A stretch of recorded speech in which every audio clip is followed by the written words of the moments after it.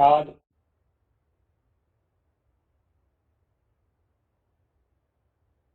हमारे मुख्य अतिथि, मुख्य वक्ता आदि जुड़ चुके होंगे, हम ये समझ रहे हैं।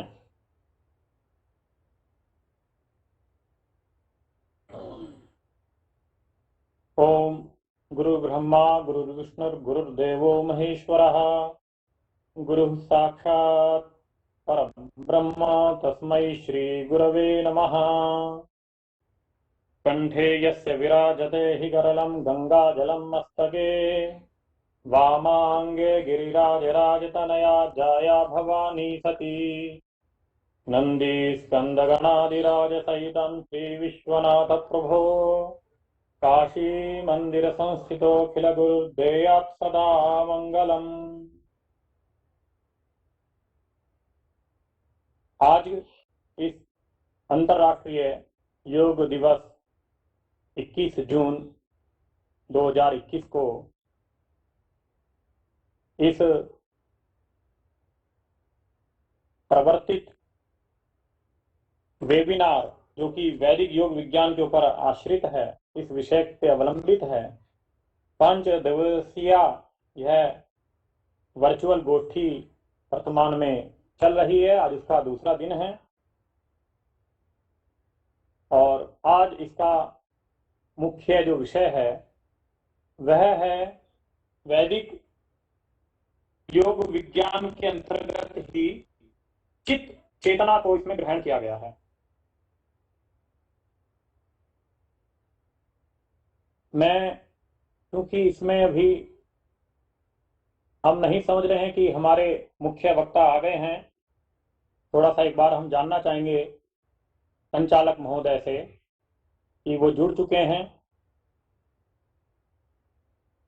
हाँ, हृदय रंजन शर्मा गुरु जी जुड़ चुके हैं, उपेंद्र सर हैं और एक जो तिवारी सर हैं अभी वो जुड़े नहीं हैं। अच्छा, तो स्वागत भाषण जुड़ चुके हैं। हाँ, तो मैं प्रथम आज के जो विशिष्ट वक्ता हैं आचार्य हृदय रंजन शर्मा गुरु जी, प्रोफेसर वेद विभाग के रहे हैं, पूर्व विभागाध्यक्ष रहे हैं, वर्तमान में मानोन्नत आचार्य हैं एसवीडीवी के वेद विभाग के। आप आचार्य का वैदिक जितने भी प्रकार के प्रायः उद्धरण हैं उनका समाज में, देश और विदेश में सदुपयोग हो और तदनुसार वैदिक व्यवस्था हमारी चलती रहे, आपका बहुत योगदान रहा है। क्योंकि यह है गोष्ठी, तो इस विषय में थोड़ा आचार्य जी के विषय में शब्द कहूंगा। मृत्यु का निरोध किया जाता है, यह योग है, और योग की स्थिति में यह देखा जाता है कि मुख से 4 अंगुल नीचे तक आपका जो श्वास का जो स्पर्श है वो नहीं पहुंचना चाहिए। आचार्य हृदय रंजन शर्मा जी के ही एक शिष्य हैं, शिव भक्त हैं, योग करने वाले हैं। उनके कथन में ये एक बात है कि आचार्य जब 8 या 10 कक्षाएं लेते हैं उस समय, जब किसी का प्रतीक्षा करते हैं उस समय, और जहां तक कि जब अपना वाहन स्टार्ट करते रहते थे पूर्व समय में, तो पहले जो वाहन थे स्कूटर हो, मोटरसाइकिल आदि हो, तो वो स्टार्टर के द्वारा पैर से मारकर किया जाता रहा। उस समय मतलब कि प्रतीक्षा करते समय भी, शारीरिक बल लगाते समय भी, और बौद्धिक व्यायाम जिस समय अध्यापन होता था उस समय भी आचार्य जी की मनोदशा एक समान रहती रही। तो ये आपके कहीं ना कहीं यौगिक स्वरूप को प्रकट करता है। ऐसे महनीय आचार्य जी को मेरा सादर अभिवादन है। और इस कार्यक्रम जो कि वैदिक विज्ञान केंद्र एसवीडीवी से संचालित है, वेद विभाग से जुड़ा है, इन सबके माध्यम से इनकी तरफ से, काशी हिंदू विश्वविद्यालय की तरफ से आपका अपने ही घर में मैं स्वागत करता हूं। और हमारे जो मुख्य विशिष्ट वक्ता हैं आचार्य अजय तिवारी जी, जो कि निदेशक संस्कृत योग और ज्योतिष ट्रस्ट के हैं, ऑकलैंड में, जो कि न्यूजीलैंड विदेशी भूमि पर स्थित है, उसके आप निदेशक हैं। ऐसे आचार्य जी का भी स्वागत है। और यहाँ पर तो भारतीय परंपरा में अतिथि खोजने का नियम है। पंच महायज्ञों में अतिथि यज्ञ है, तो केवल मात्र अतिथि होने मात्र से आप आदरणीय हैं। फिर भी आपके विषय में बहुत अवगत न होने से मेरे कारण आपका जो विषय है ज्योतिष लक्षणा की दृष्टि से, उसी एक शब्द से कहता हूं कि ज्योतिष शास्त्र तो योग पे ही आश्रित है। वह एक ऐसा शास्त्र है जैसे कि एक ही समय, आज लगभग 11:30 का यदि समय लेते हैं तो एकादशी तिथि चल रही है, उसी समय के अनुपात में अनेकों उसके वर्गीकरण हो गया, और उन वर्गीकरणों का जहां 5 या 7 वर्गीकरणों में विभक्त काल जब एक जगह मिल जाए तो वो योग हो जाता है, मुहूर्त योग हो जाता है, अमुक योग हो जाता है। कि जैसे आज तिथि अमुक चल रही है, उसी में ही अमुक करण है, उसी में अमुक नक्षत्र है, तो उन सबके योग से मिलकर जो एक मुहूर्त योग बन जाता है, जो कि किसी भी कार्य की सफलता अथवा सफलता का सूचित होता है। ऐसे आचार्य जी अजय तिवारी जी का भी सम्मान है। और प्रोफेसर उपेंद्र कुमार त्रिपाठी जी, जो वर्तमान में वैदिक विज्ञान केंद्र के समन्वयक हैं।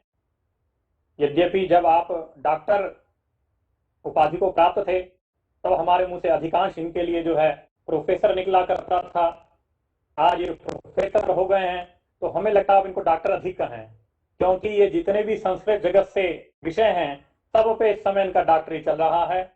और ये वेद विज्ञान के प्रति बिल्कुल अपने आप को समर्पित किए हैं, और इनकी समर्पण की अवस्था जो इनके आसपास रहते हैं वो जान रहे हैं। आपका भी स्वागत है काशी हिंदू विश्वविद्यालय से।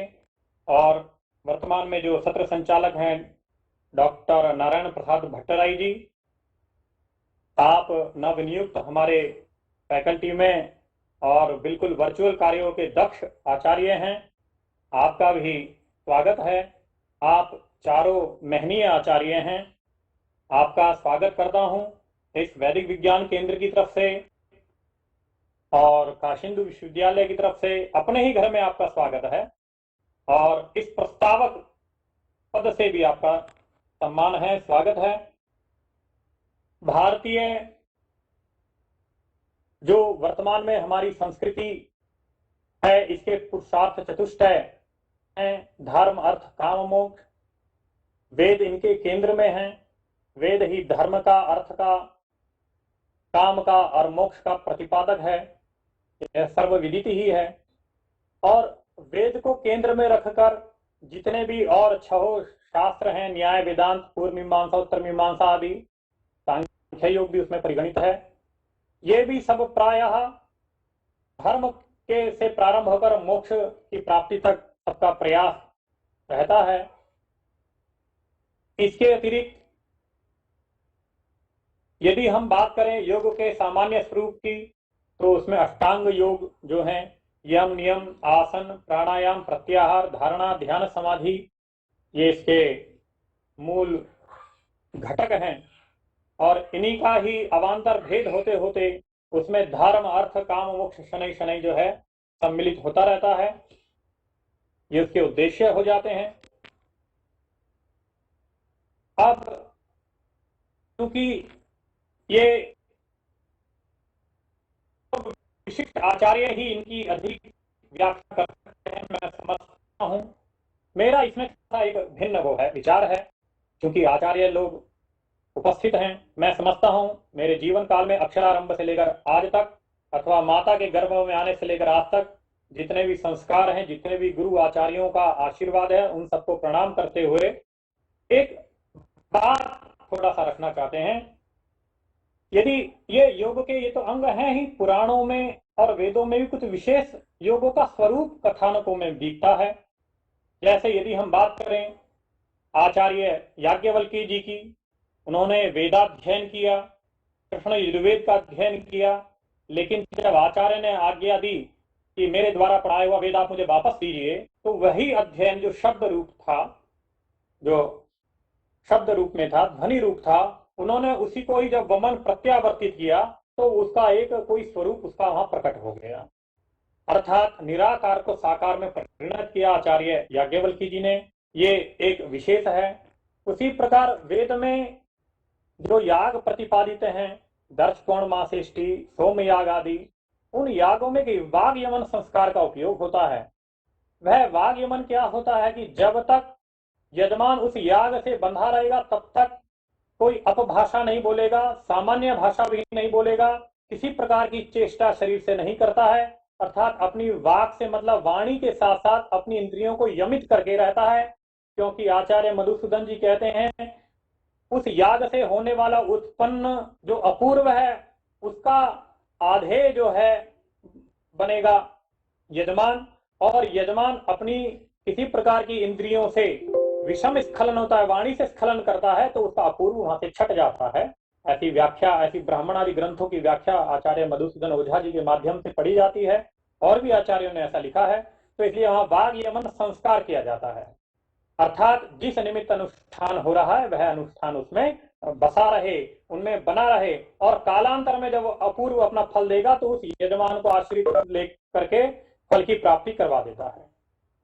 ये जो है इसी अनुष्ठान का जब हम महाभारत काल में देखते हैं तो देखते हैं धृतराष्ट्र की पत्नी जो रही गांधारी, उन्होंने पति को अंधा देखने पर कहा मैं भी जीवन भर अंधी ही बन के रहूंगी।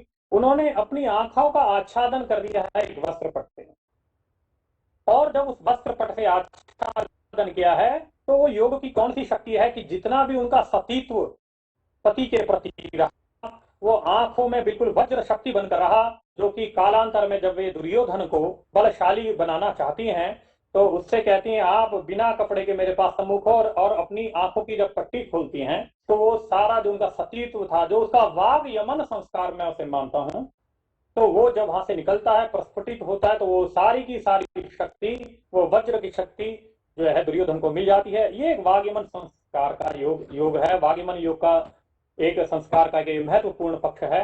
इसी प्रकार जो पांचाली हुई, द्रौपदी हुई, उनका भी कहते हैं एक कई बार प्रश्न होता है, 5 पति हैं, तो देखिए कर्म बड़ा बलवान होता है ऐसा, और ये वाग यमन संस्कार भी बहुत बलवान है, क्योंकि जिस समय पूर्व जन्म में वही द्रौपदी कभी तपस्या कर रही हैं भगवान शिव की, तो जब उनकी तपस्या से संतुष्ट भगवान शिव होते हैं तो बड़ी आह्लादित होके वो 5 बार के पतियों की चर्चा करती हैं, मेरा पति ऐसा हो, सत्यवादी हो, बलशाली हो। तो इस प्रकार हम देखते हैं तो भगवान को कहना ही पड़ा, उनकी तपस्या है, उनका वाग यमन योग का संस्कार है कि आप जो चाहती हैं वही हो, जबकि बाद में बोध होने पर उनको ये लगता है कि मैं अतिरेक में आ गई।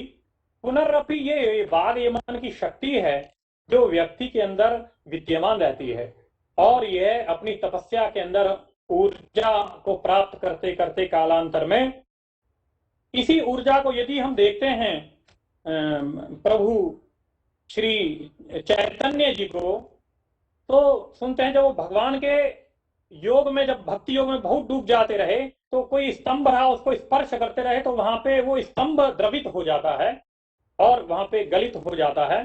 तो भगवान वहां पे सुनते हैं उनके उस हाथ के आज भी निशान हैं। तो ये भी एक स्वरूप है। और यही नहीं, भगवान शिव का श्रीमद् भागवत में इस प्रकार का एक गायन हुआ है, प्रकट हुआ है, और पुराणांतर में भी हमने अपने पिता, चाचा आदि और आचार्यों से सुना है कि भगवान शिव जो है एक बार नारायण को जो है शाम का गान सुनाते हैं, और जब वे शाम का गान सुनाते हैं तो उनकी ऐसी तन्मयता हो जाती है नारायण की उस शाम गान में, तो वहां जितना भी पदार्थ होता है सब जलमग्न हो जाता है, भगवान नारायण द्रवीभूत हो जाते हैं।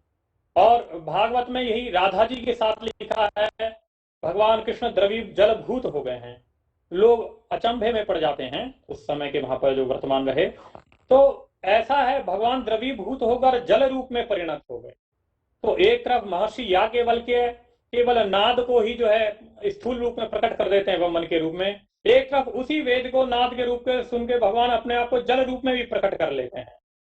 कहीं ना कहीं सृष्टि का विकास भी इसी क्रम से होता है, पहले ब्रह्म रहता है, शब्द रूप रहता है, फिर उसी से जल आदि की सृष्टि होती है, इसी का एक क्रम है।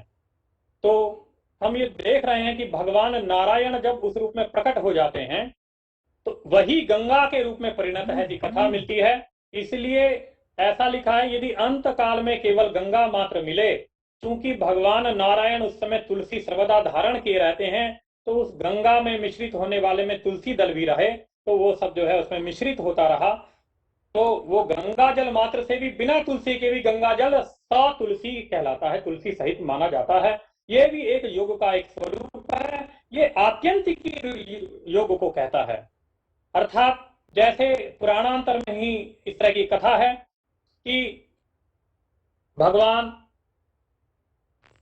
जो विष्णु हैं बिल्कुल धवल रूप वाले हैं, श्वेत रूप के हैं, और भगवान शिव जो है संहार के देवते हैं, उनका विशिष्ट एक बिल्कुल कृष्ण रूप भी प्राप्त होता है।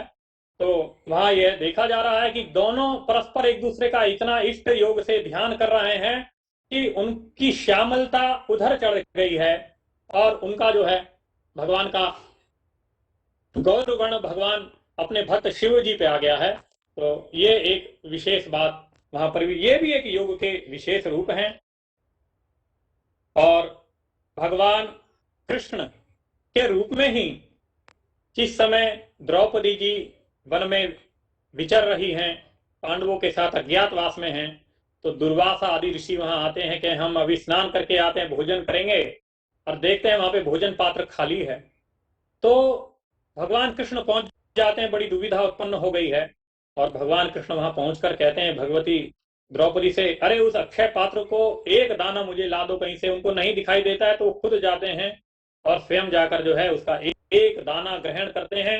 भगवान नारायण से द्रौपदी की, उन पांडवों की ऐसी निष्ठा रही कि उस एक दाने को जब भगवान नारायण ग्रहण करते हैं तो भगवान में तो सारा ब्रह्मांड ही है।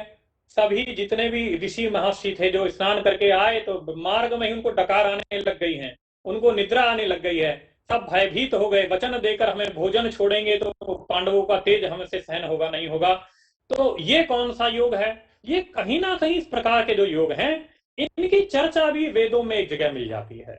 जिस समय राजसूय राजा का अभिषेक होता है, उस समय अनेकों मंत्र इस प्रकार के हैं कि राजा के अंदर उस देश की, वहां के पशु, वहां का अन्न, वहां का समग्र वस्तुएं उसमें प्रतिष्ठित की जाती हैं, और योग आदि के माध्यम से उन प्रतिष्ठित वस्तुओं को यथावत ग्रहण किए किए रहते रहते रहते कालांतर में उसकी जब सिद्धि प्राप्त होती है, तो इन रूपों में यह सब प्रकट होता है।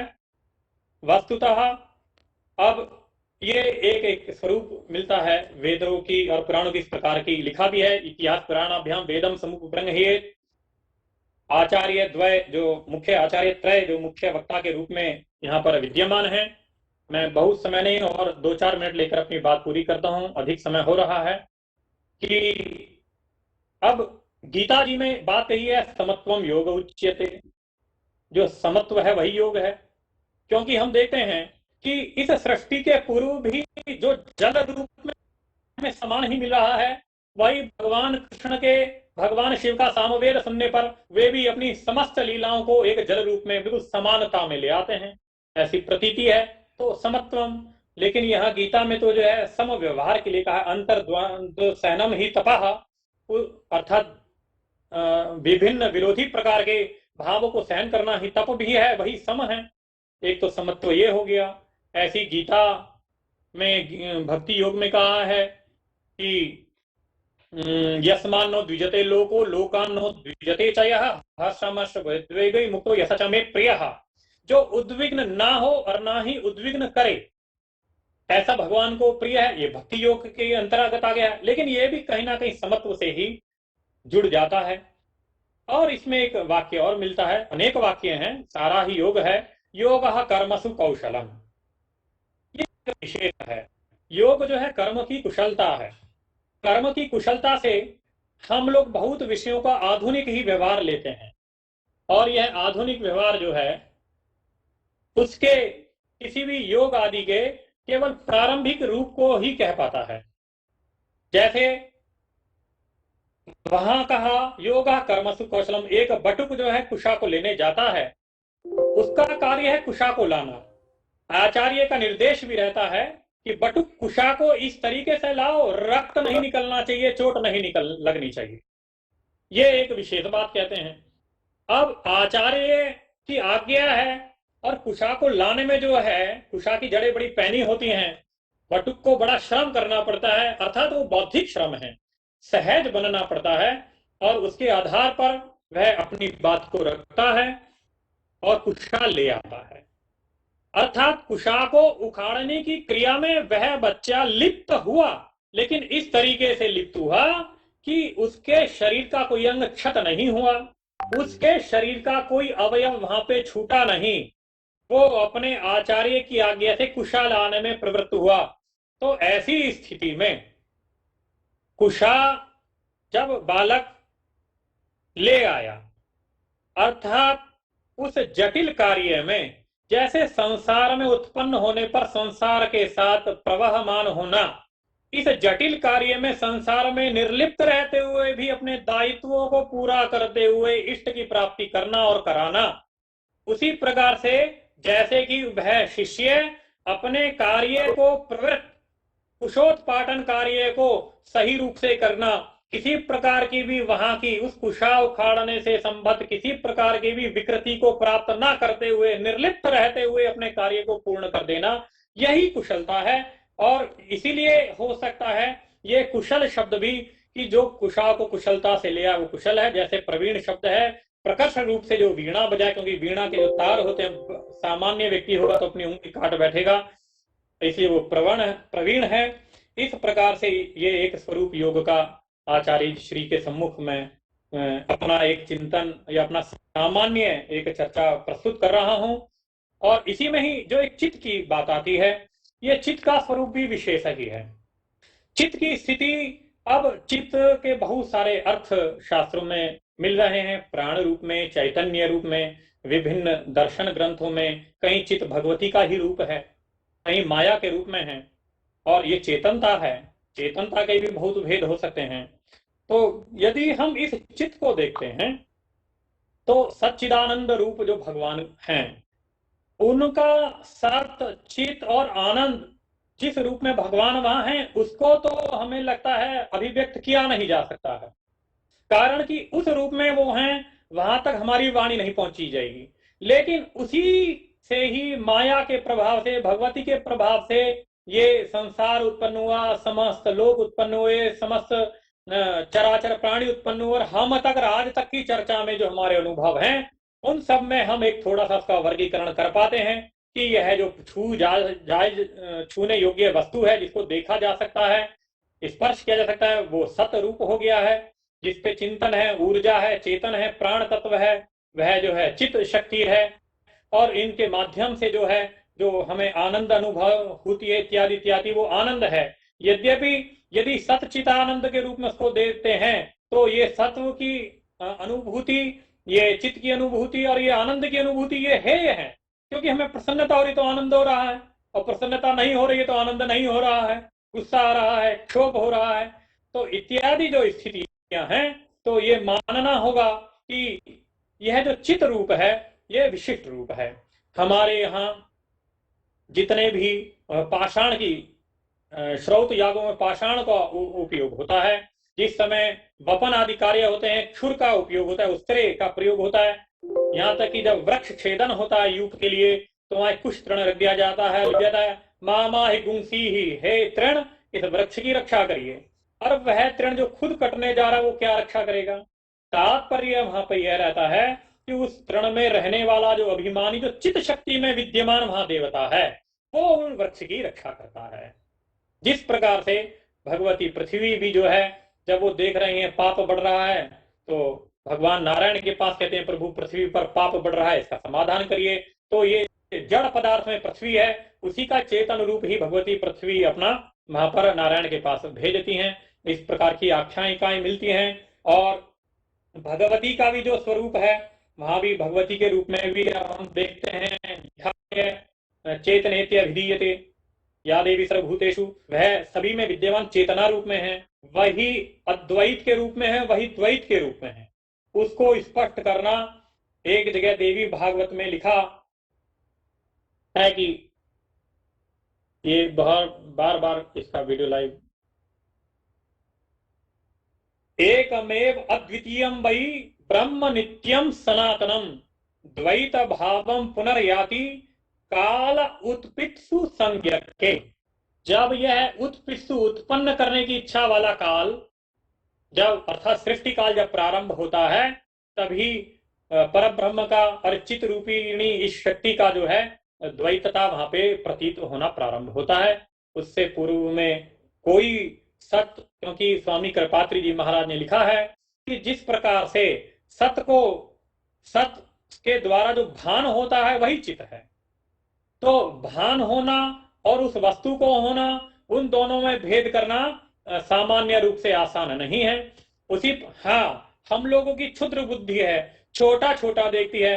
सत में भी अगर केवल सा भी कहेंगे तो उसको भी समझने, उसने में भी कई बार हम लाघव समझते हैं। कहीं किसी अगर प्रश्न का उत्तर सत पदार्थ हो, अगर हम आधा सा लिख दें तो सोचते हैं उसमें भी हमें 1/3 नंबर मिलना चाहिए। तो हमारी क्षुद्र बुद्धि के कारण हम पदार्थ के भी मूल स्वरूप को, एक उसका गठित रूप है उसके स्वरूप को ना देख पाकर हम उसके भिन्न भिन्न उसके अवयवों में ही उसके रूप को मान लेते हैं, जबकि वह समग्र अवयवी रूप है। तो ऐसे उस योगाध्यायी और योग स्वरूप जो ईश्वर नारायण साक्षात हैं, उनकी जो चित रूपिणी शक्ति है, ये ऐसी ही बात है जैसे कि कोई कहे कि अमुक